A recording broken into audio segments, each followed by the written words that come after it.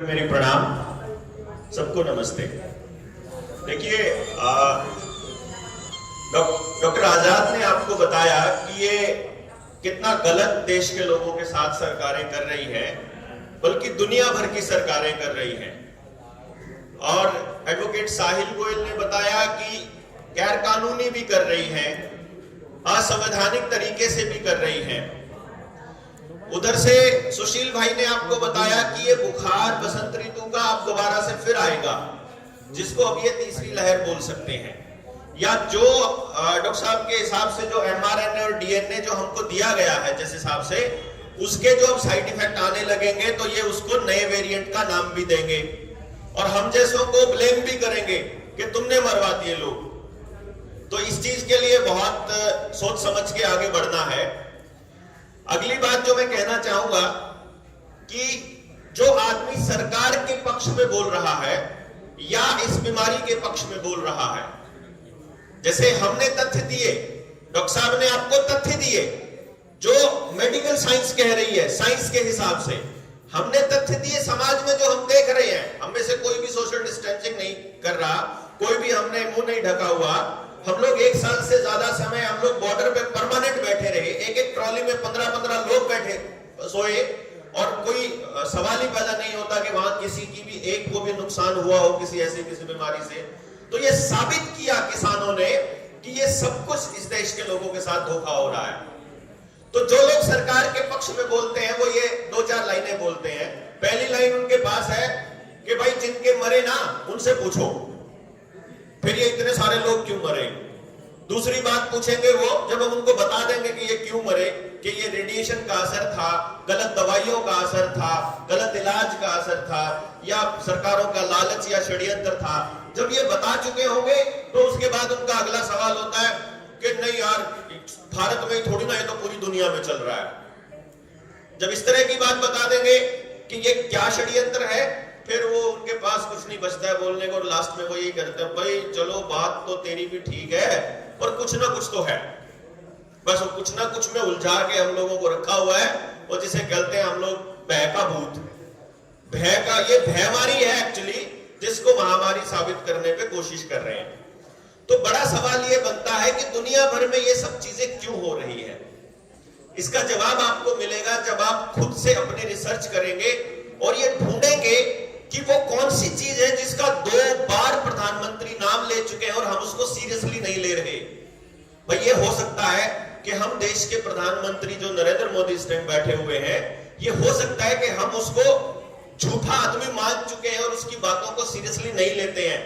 लेकिन इस पिछले 7 साल के कार्यकाल में एक चीज उन्होंने सच बोली है कि इस दौर के बाद पूरी दुनिया में न्यू वर्ल्ड ऑर्डर आ रहा है और वो आकर रहेगा। ये बात उन्होंने एक बार लाल किले की प्राचीर से बोली है और एक बार संसद में बोली है। उन्होंने कहा है उसमें भारत का रोल बहुत बड़ा होगा। ऐसा क्यों हो रहा है कि वो एक आदमी को यूनिक आइडेंटिफिकेशन नंबर दिया जा रहा है, चाहे इस टीके के सर्टिफिकेट के नाम पर, चाहे आधार कार्ड के नाम पर, और केवल आदमियों को नहीं, पेड़ों को भी यूनिक नंबर दिया जा रहा है, जानवरों को भी यूनिक नंबर दिया जा रहा है। जिसके पास बकरी, गधे, घोड़े, गाय, बैल, भैंस कुछ भी हो, हर जानवर के आपको मतलब फास्ट टैग के जैसा एक टैग लगाया जा रहा है। ये क्या खेल है? इसको समझने के लिए आपको समझना पड़ेगा कि अंतरराष्ट्रीय स्तर पर जो दुनिया के सबसे अमीर घराने हैं, फॉर्च्यून 500 प्लस जो बाकी देश के लोकल अमीर घराने, वो क्या कहते हैं? उनका कहना है धरती मर रही है, उनका कहना है एनवायरमेंट प्रदूषित हो रहा है, पानी भी खराब हो रहा है, हवा भी खराब हो रही है, सब कुछ खराब हो रहा है। और इसको बचाने का एक तरीका है कि जो धरती का तापमान बढ़ रहा है जिसकी वजह से सारी चीजें खराब हो रही हैं, वो कह रहे हैं इसको बचाने का एक तरीका है कि जो कार्बन एमिशन हो रहा है, जो कार्बन डाइऑक्साइड की वजह से हो रहा है, उसको रोका जाए। और कार्बन डाइऑक्साइड समाज में कैसे आ रही है दुनिया में? उसके 2 ही तरीके हैं कि जानवरों और इंसानों के सांस छोड़ने की वजह से आ रही है।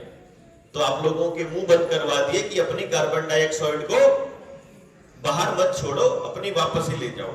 उसके बाद आपके साथ क्या होता है क्या नहीं होता है ये आप जानो, उनको कोई मतलब नहीं है। उनके पास कोई रिसर्च नहीं है कि इससे कुछ रुकता है। वो डॉक्टर आजाद आपको बहुत पहले स्पष्ट कर चुके हैं। मतलब NEJM तक में ये छप चुका है कि भाई कोई फायदा नहीं है मुंह ढकने का, किसी बीमारी को नहीं रोकता कोई भी मुंह ढकना। बट फिर भी अब वो ये कहते हैं कि आपकी जमीनें भी हमको चाहिए, आपके संसाधन भी हमको चाहिए, आपका पानी पे भी हमारा अधिकार होगा, आपके डंगरों पे भी हमारा अधिकार होगा, आपके खाने पर भी हमारा अधिकार होगा, क्योंकि आपको पैसा हम दे रहे हैं। आप देखिए आपके हेल्थ सेक्टर में पैसा कहां से आ रहा है? वर्ल्ड बैंक दे रहा है। आपके एजुकेशन में SSA का पैसा कहां से आ रहा है? वर्ल्ड बैंक दे रहा है। आपको और दूसरे कामों के लिए पैसा कहां से आ रहा है? यूनाइटेड नेशंस के थ्रू, बाकी के संस्थानों से आ रहा है। और आज के टाइम में यूनाइटेड नेशंस को कौन कंट्रोल कर रहा है?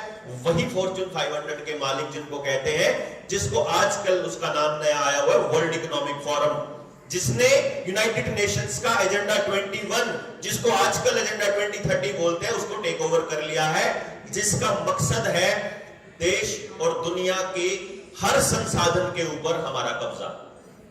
उसी के सिलसिले में किसान बिल आए थे, उसी सिलसिले में बीजों के बिल आएंगे, उसी सिलसिले में पानी का बिल आएगा, पोल्यूशन का बिल आएगा, और ये गाड़ियों के व्हीकल के जो बिल आ रहे हैं सारे के सारे उसी के पूरे उसका खेल है।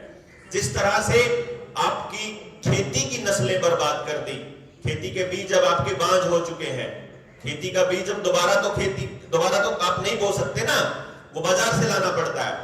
और आप बताइए डंगरों के बीज भी तो आपको बाजार से लाने पड़ते हैं, टीके का इस्तेमाल ही हो रहा है, तो आने वाले वक्त में इंसानों के बीज भी आपको बाजार से ही लाने पड़ेंगे। 20-30% तो अभी भी बाजार से ही लेकर आ रहे हैं। जो बच्चे पैदा नहीं हो रहे हैं, IVF सेंटर छोटे छोटे शहरों में भी खुल रहे हैं। तो आपको यह समझना पड़ेगा, क्या ये अपने आप हो रहा है या किया जा रहा है। इनके पास ये रिसर्च भी है कि कैंसर किससे होता है, इनके पास ये रिसर्च भी है कि बांझपन किससे होता है, इनके पास ये रिसर्च भी है कि नपुंसकता किससे होती है। इनके पास वो रिसर्च है, लेकिन उसको रोकने का कोई उपाय इनके पास है कि नहीं, ये बताते नहीं है। असल में ये एक्चुअली प्लान करके किया जा रहा है। हरित क्रांति के नाम पे हम लोगों को जेनेटिकली मॉडिफाइड बीज दिए गए, जिनको उगाते टाइम आपको पेस्टिसाइड और इंसेक्टिसाइड और जो DAP खाद यूरिया दिया गया, उसकी वजह से ऐसी हालत है कि जो दो प्रदेश जो पूरे देश को खाने के लिए देते हैं, पंजाब और हरियाणा, वहां पर कैंसर के सबसे ज्यादा केसेस हैं। अब हमारा हरियाणा भी पंजाब से ऊपर निकलने वाला है कैंसर में, कहीं आप सोच रहे हो आप ही फंस रहे हो। ये समझने वाली बात है कि ऐसा क्या है कि पूरे देश को खाने के लिए हम लोग दे रहे हैं, और और रॉकेफेलर फैमिली को इलाज का पैसा भी हम ही सबसे ज्यादा दे रहे हैं। ये जो फैमिलीज हैं, इन लोगों ने हमारे सारे बीज पेटेंट करा लिए।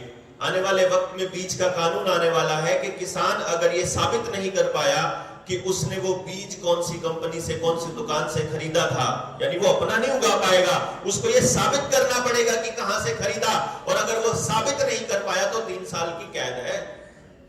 पानी आपके जिस तरह से पुरानी टूटियां टूट करके नए टैप लगा रहे हैं, आपका पानी का कनेक्शन, गैस का कनेक्शन, ड्राइविंग लाइसेंस, बैंक, आपका ITR, आपकी जिंदगी से जुड़ी हुई हर सुविधा अभी आधार कार्ड के साथ जोड़ी गई है, और अब आने वाले टाइम में आपके इस टीके के सर्टिफिकेट के साथ जोड़ी जाएगी।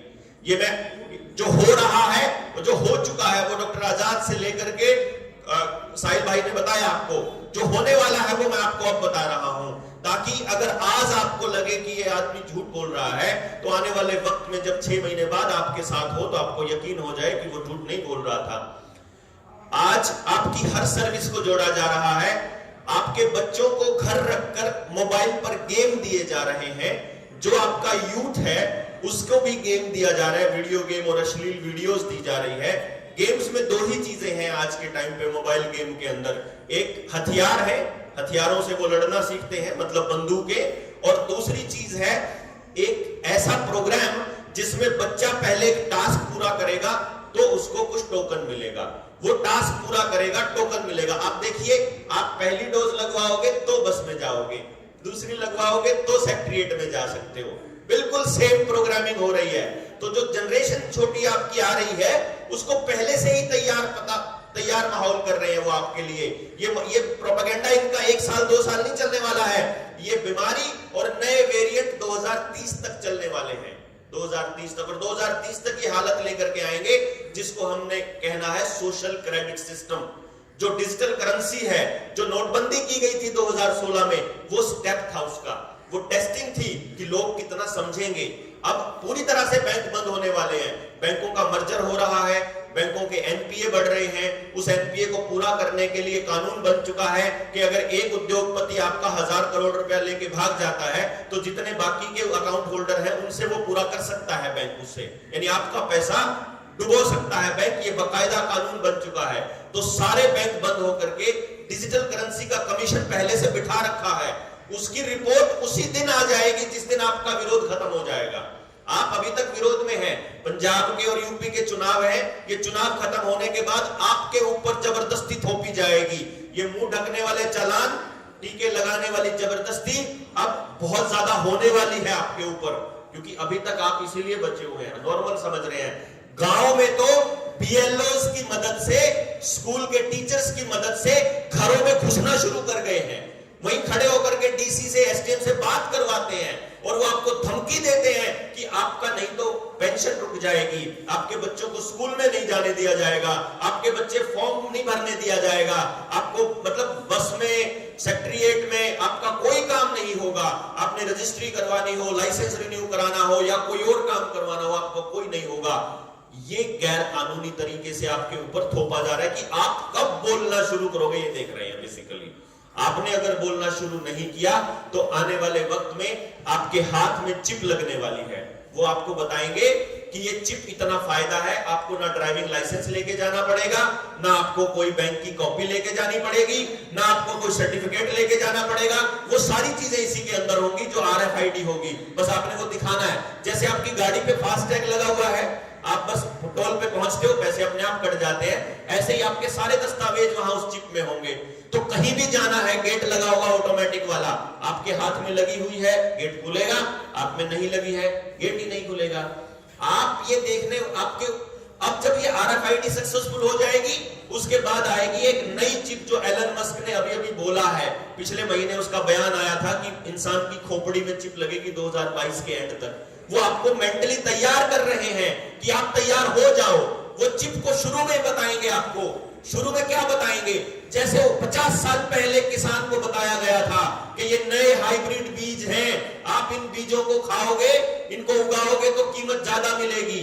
फ्री में बीज देते थे, फ्री में यूरिया देते थे, फ्री में पेस्टिसाइड देते थे। आपको कहा गया था कि इसकी कीमत ज्यादा मिलेगी। ऐसे ही आपको ये कहा जाएगा कि ये चिप आई है, ये चिप आपके सारे रोग हर देगी। आपकी रीढ़ की हड्डी में मान लो नर्वस सिस्टम आपके दिमाग के साथ आपके शरीर का कनेक्शन कहीं टूटा हुआ है, आपके हाथ काम नहीं कर रहे हैं, चिप लगने के बाद बिल्कुल मैजिकल तरीके से वो बंदा चलने लग जाएगा, क्योंकि वो उस पूरे के पूरे सिस्टम को कवर कर देगा। आप सोचिए, एक बीमार आदमी जिसको लकवा था या फिर उसकी रीढ़ की हड्डी का निचला हिस्सा काम नहीं कर रहा था, वो चिप लगने के बाद काम करने लग जाए और उसके बाद आपको वही दुकानदार ये बोले कि हम एक ऐसा सिस्टम है कि आपको हार्ट अटैक होने से 2 घंटे पहले पता चल जाएगा, बीप आ जाएगा। आप तो भाग भाग के लगवाओगे जनाब। और फिर वही होगा जो न्यूरालिंक बता रही है।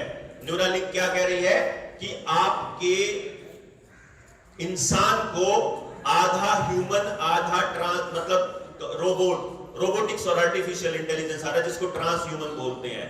यानी कि जो अगला वक्त है आने वाला, आपको कंप्यूटर की तरफ, मतलब कंप्यूटर से चलाया जाने का प्लान है इनका। ये क्यों?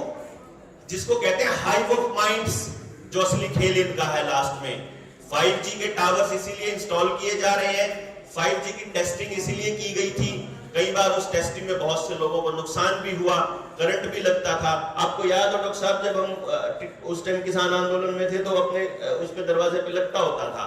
वो उसी दौर का वक्त है जब दूसरी लहर चली हुई थी, जब लॉकडाउन चल रहा था।